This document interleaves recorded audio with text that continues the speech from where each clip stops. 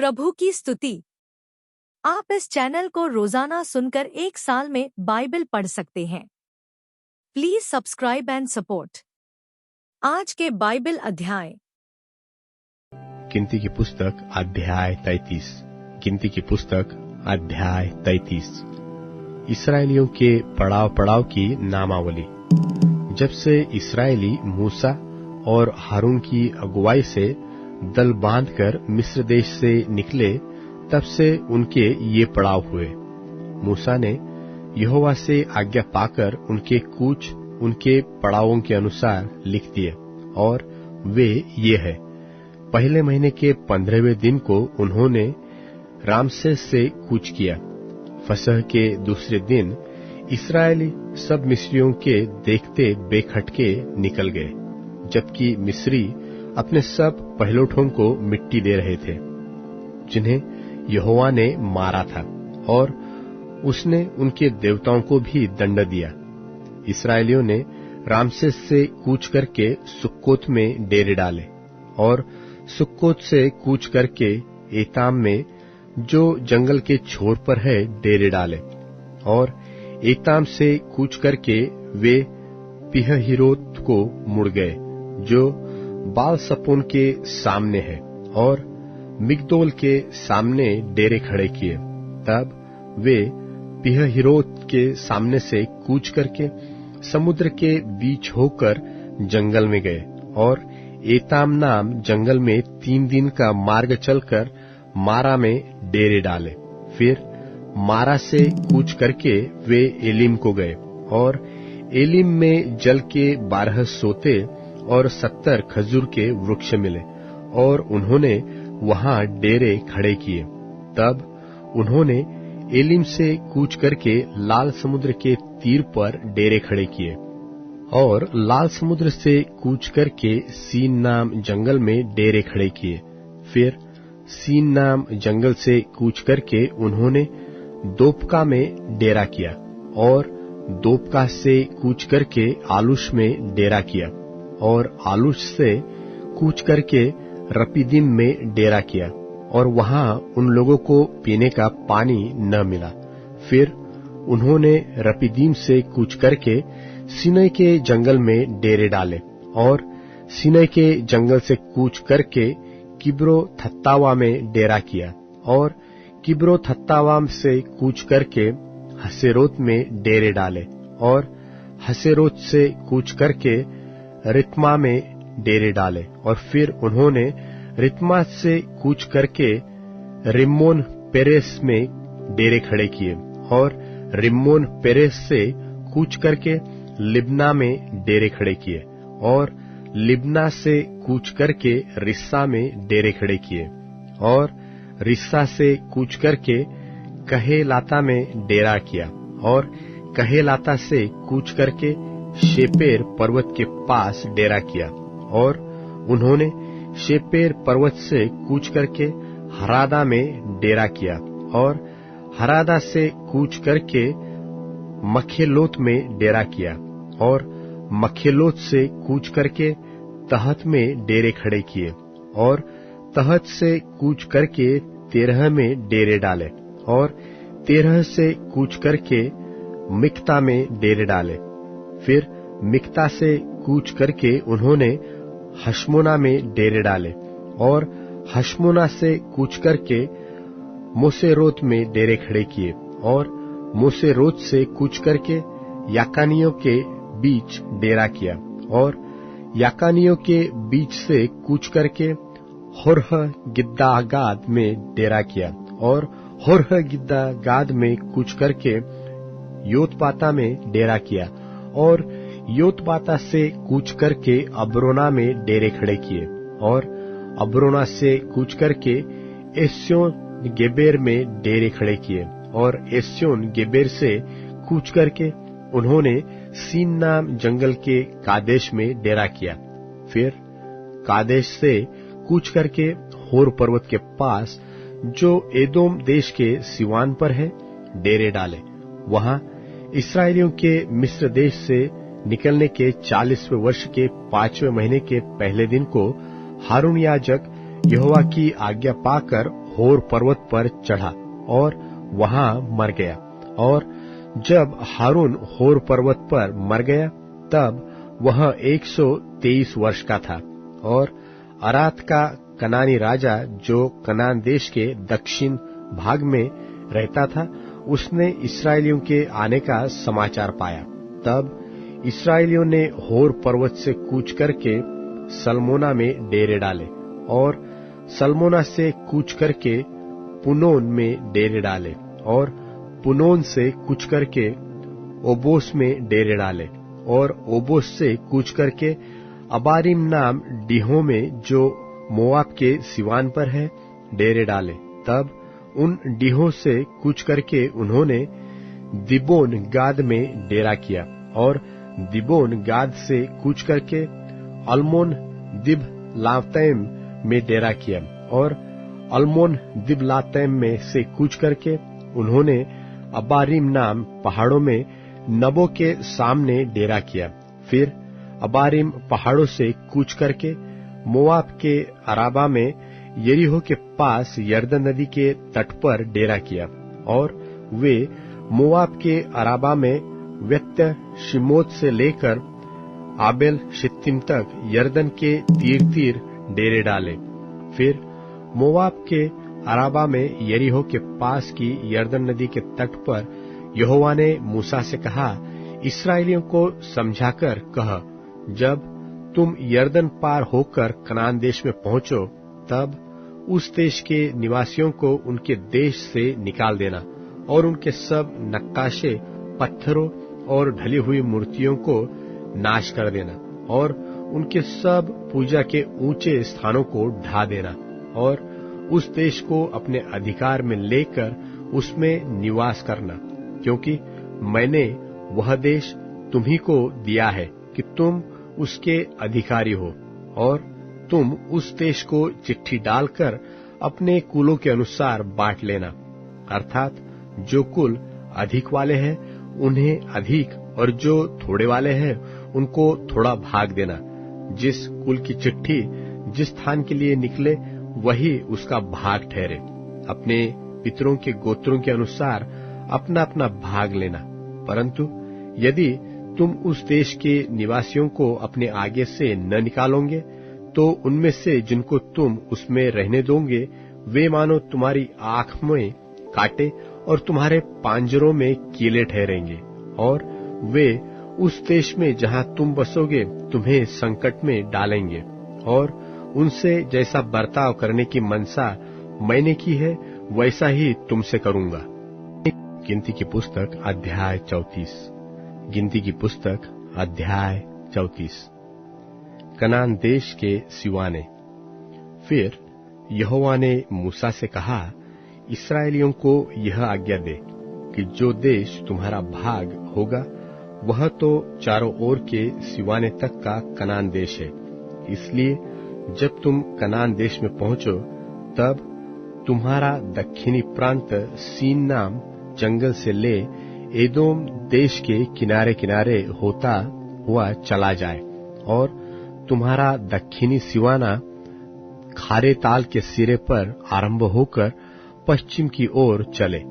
वहां से तुम्हारा सिवाना अक्रबीम नाम चढ़ाई की दक्षिण की ओर पहुंचकर मुड़े और सीन तक आए और कादेश बरने की दक्षिण की ओर निकले और हसरदार तक बढ़ के अम्मोन तक पहुंचे। फिर वह सिवाना अम्मोन से घूमकर मिस्र के नाले तक पहुंचे और उसका अंत समुद्र का तट ठहरे। फिर पश्चिमी सिवाना महासमुद्र हो।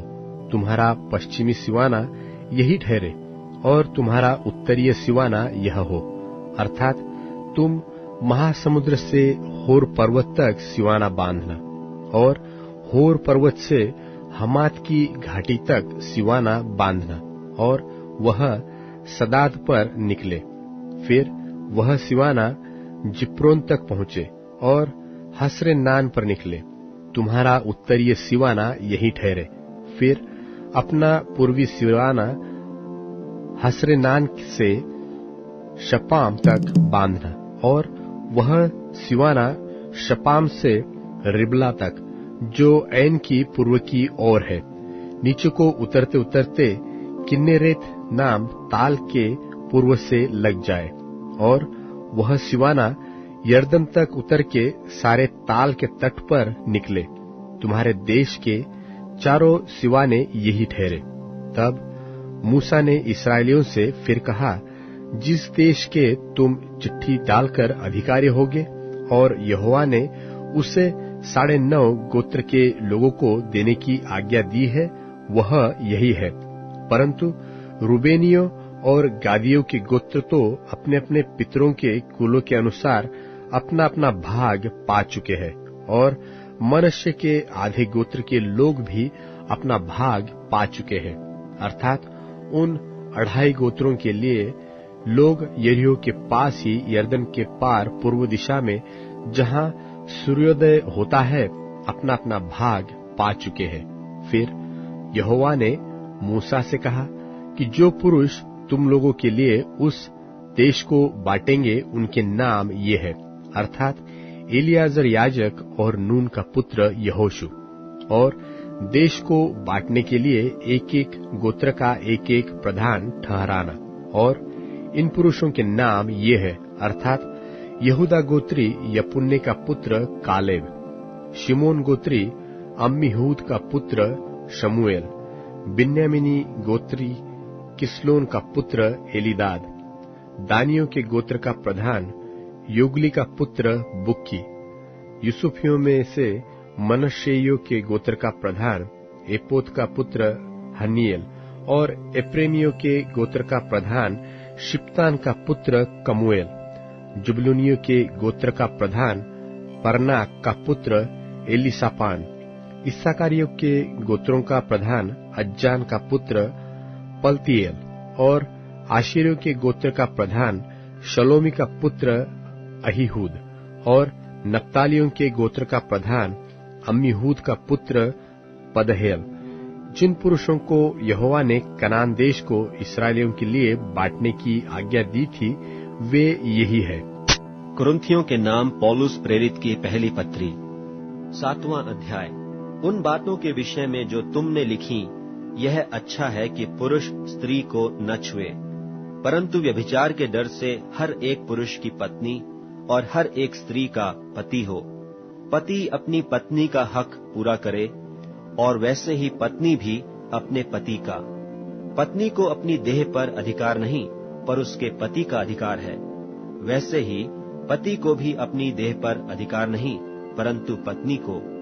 तुम एक दूसरे से अलग न रहो, परंतु केवल कुछ समय तक आपस की सम्मति से कि प्रार्थना के लिए अवकाश मिले, और फिर एक साथ रहो। ऐसा न हो कि तुम्हारे असंयम के कारण शैतान तुम्हें परखे। परंतु मैं जो यह कहता हूँ वह अनुमति है, न कि आज्ञा। मैं यह चाहता हूँ कि जैसा मैं हूँ वैसा ही सब मनुष्य हों, परंतु हर एक को परमेश्वर की ओर से विशेष विशेष वरदान मिले हैं, किसी को किसी प्रकार का और किसी को किसी और प्रकार का। परंतु मैं अविवाहितों और विधवाओं के विषय में कहता हूँ कि उनके लिए ऐसा ही रहना अच्छा है जैसा मैं हूँ। परंतु यदि वे संयम न कर सकें तो विवाह करें, क्योंकि विवाह करना कामातुर रहने से भला है। जिनका ब्याह हो गया है उनको मैं नहीं, वरन प्रभु आज्ञा देता है कि पत्नी अपने पति से अलग न हो, और यदि अलग भी हो जाए तो बिन दूसरा ब्याह किए रहे, या अपने पति से फिर मेल कर ले, और न पति अपनी पत्नी को छोड़े। दूसरों से प्रभु नहीं, परंतु मैं ही कहता हूँ। यदि किसी भाई की पत्नी विश्वास न रखती हो और उसके साथ रहने से प्रसन्न हो, तो वह उसे न छोड़े। और जिस स्त्री का पति विश्वास न रखता हो और उसके साथ रहने से प्रसन्न हो, वह पति को न छोड़े। क्योंकि ऐसा पति जो विश्वास न रखता हो, वह पत्नी के कारण पवित्र ठहरता है, और ऐसी पत्नी जो विश्वास नहीं रखती, पति के कारण पवित्र ठहरती है। नहीं तो तुम्हारे लड़के बाले अशुद्ध होते, परंतु अब तो पवित्र हैं। परंतु जो पुरुष विश्वास नहीं रखता, यदि वह अलग हो तो अलग होने दो, ऐसी दशा में कोई भाई या बहन बंधन में नहीं, परंतु परमेश्वर ने तो हमें मेल मिलाप के लिए बुलाया है। क्योंकि हे स्त्री, तू क्या जानती है कि तू अपने पति का उद्धार करा ले, और हे पुरुष, तू क्या जानता है कि तू अपनी पत्नी का उद्धार करा ले। पर जैसा प्रभु ने हर एक को बांटा है और जैसा परमेश्वर ने हर एक को बुलाया है, वैसा ही वह चले।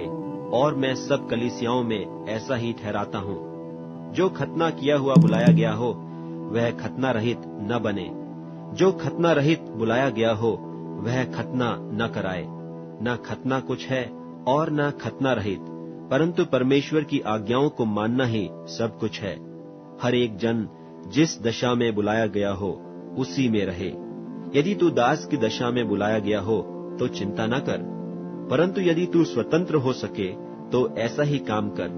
क्योंकि जो दास की दशा में प्रभु में बुलाया गया है, वह प्रभु का स्वतंत्र किया हुआ है, और वैसे ही जो स्वतंत्रता की दशा में बुलाया गया है, वह मसीह का दास है। तुम दाम देकर मोल लिए गए हो, मनुष्यों के दास न बनो। हे भाइयों, जो कोई जिस दशा में बुलाया गया हो, वह उसी में परमेश्वर के साथ रहे। कुंवारियों के विषय में प्रभु की कोई आज्ञा मुझे नहीं मिली, परंतु विश्वास योग्य होने के लिए जैसी दया प्रभु ने मुझ पर की है, उसी के अनुसार सम्मति देता हूँ। तो मेरी समझ में यह अच्छा है कि आजकल क्लेश के कारण मनुष्य जैसा है वैसा ही रहे। यदि तेरे पत्नी है तो उससे अलग होने का यत्न न कर, और यदि तेरे पत्नी नहीं तो पत्नी की खोज न कर। परंतु यदि तू ब्याह भी करे तो पाप नहीं, और यदि कुंवारी ब्याही जाए तो कोई पाप नहीं, परंतु ऐसों को शारीरिक दुख होगा, और मैं बचाना चाहता हूँ। हे भाइयों, मैं यह कहता हूँ कि समय कम किया गया है, इसलिए चाहिए कि जिनके पत्नी हों वे ऐसे हों मानो उनके पत्नी नहीं, और रोने वाले ऐसे हों मानो रोते नहीं, और आनंद करने वाले ऐसे हों मानो आनंद नहीं करते, और मोल लेने वाले ऐसे हों कि मानो उनके पास कुछ है नहीं, और इस संसार के बरतने वाले ऐसे हों कि संसार ही के न हो लें, क्योंकि इस संसार की रीति और व्यवहार बदलते जाते हैं। सो मैं यह चाहता हूं कि तुम्हें चिंता न हो। अविवाहित पुरुष प्रभु की बातों की चिंता में रहता है कि प्रभु को क्यों कर प्रसन्न रखे, परंतु विवाहित मनुष्य संसार की बातों की चिंता में रहता है कि अपनी पत्नी को किस रीति से प्रसन्न रखे। विवाहिता और अविवाहिता में भी भेद है। अविवाहिता प्रभु की चिंता में रहती है कि वह देह और आत्मा दोनों में पवित्र हो, परंतु विवाहिता संसार की चिंता में रहती है कि अपने पति को प्रसन्न रखे। यह बात तुम्हारे ही लाभ के लिए कहता हूं, न कि तुम्हें फंसाने के लिए, वरन इसलिए कि जैसा सोहता है वैसा ही किया जाए, कि तुम एक चित्त होकर प्रभु की सेवा में लगे रहो। और यदि कोई यह समझे कि मैं अपनी उस कुंवारी का हक मार रहा हूं जिसकी जवानी ढल चली है, और प्रयोजन भी होए, तो जैसा चाहे वैसा करे, इसमें पाप नहीं, वह उसका ब्याह होने दे। परंतु जो मन में दृढ़ रहता है और उसको प्रयोजन न हो, वरन अपनी इच्छा पूरी करने में अधिकार रखता हो, और अपने मन में यह बात ठान ली हो कि मैं अपनी कुंवारी लड़की को बिन ब्याही रखूंगा, वह अच्छा करता है। सो जो अपनी कुंवारी का ब्याह कर देता है वह अच्छा करता है, और जो ब्याह नहीं कर देता वह और भी अच्छा करता है। जब तक किसी स्त्री का पति जीवित रहता है, तब तक वह उससे बंधी हुई है, परंतु जब उसका पति मर जाए तो जिससे चाहे विवाह कर सकती है, परंतु केवल प्रभु में। परंतु जैसी है यदि वैसी ही रहे तो मेरे विचार में और भी धन्य है। और मैं समझता हूं कि परमेश्वर का आत्मा मुझ में भी है। कुरिन्थियों के नाम पौलुस प्रेरित की पहली पत्री, 8वां अध्याय। अब मूर्तों के सामने बलि की हुई वस्तुओं के विषय में हम जानते हैं कि हम सबको ज्ञान है। ज्ञान घमंड उत्पन्न करता है, परंतु प्रेम से उन्नति होती है।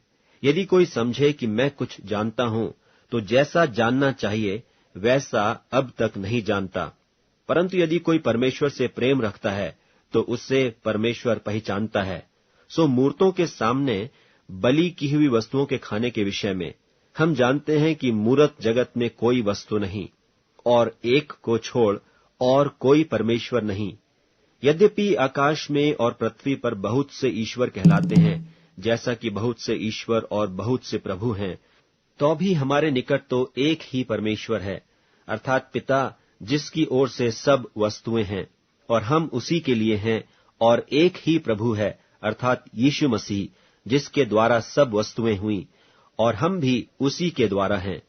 परंतु सबको यह ज्ञान नहीं, परंतु कितने तो अब तक मूरत को कुछ समझने के कारण मूर्तों के सामने बलि की हुई को कुछ वस्तु समझकर खाते हैं और उनका विवेक निर्बल होकर अशुद्ध होता है। भोजन हमें परमेश्वर के निकट नहीं पहुंचाता।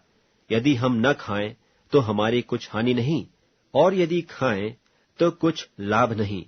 परंतु चौकस रहो, ऐसा न हो कि तुम्हारी यह स्वतंत्रता कहीं निर्बलों के लिए ठोकर का कारण हो जाए। क्योंकि यदि कोई तुच्छ ज्ञानी को मूरत के मंदिर में भोजन करते देखे और वह निर्बल जन हो, तो क्या उसके विवेक में मूरत के सामने बलि की हुई वस्तु के खाने का हियाव न हो जाएगा? इस रीति से तेरे ज्ञान के कारण वह निर्बल भाई जिसके लिए मसीह मरा नाश हो जाएगा। सो भाइयों का अपराध करने से और उनके निर्बल विवेक को चोट देने से तुम मसीह का अपराध करते हो। इस कारण यदि भोजन मेरे भाई को ठोकर खिलाए तो मैं कभी किसी रीति से मांस न खाऊंगा, न हो कि मैं अपने भाई के ठोकर का कारण बनूं। भजन संहिता अध्याय 76। भजन संहिता अध्याय 76। परमेश्वर यहूदा में जाना गया है, उसका नाम इस्राएल में महान हुआ है, और उसका मंडप शालेम में और उसका धाम सियोन में है। वहां उसने चमचमाते तीरों को और ढाल और तलवार को तोड़कर निदान लड़ाई ही को तोड़ डाला है। हे परमेश्वर, तू तो ज्योतिमय है, तू आहेर से भरे हुए पहाड़ों से अधिक उत्तम और महान है। दृढ़ मन वाले लूट गए और भारी नींद में पड़े हैं, और शूरवीरों में से किसी का हाथ न चला। हे याकूब के परमेश्वर, तेरी घुड़की से रथों समेत घोड़े भारी नींद में पड़े हैं। केवल तू ही भय योग्य है, और जब तू क्रोध करने लगे तब तेरे सामने कौन खड़ा रह सकेगा? तूने स्वर्ग से निर्णय का वचन सुनाया है। पृथ्वी उस समय सुनकर डर गई और चुप रही, जब परमेश्वर न्याय करने को और पृथ्वी के सब नम्र लोगों का उद्धार करने को उठा। निश्चय मनुष्य की जलजलाहट तेरी स्तुति का कारण हो जाएगी, और जो जलजलाहट रह जाए उसको तू रोकेगा। अपने परमेश्वर यहोवा की मन्नत मानो और पूरी भी करो। वह जो भय के योग्य है, वह उसके आसपास के सब रहने वाले उसके लिए भेंट ले आए। वह तो प्रधानों का अभिमान मिटा देगा, वह पृथ्वी के राजाओं को भय योग्य जान पड़ता है। अब Amazon music, tune in, Spotify और YouTube म्यूजिक में उपलब्ध है। Please follow it.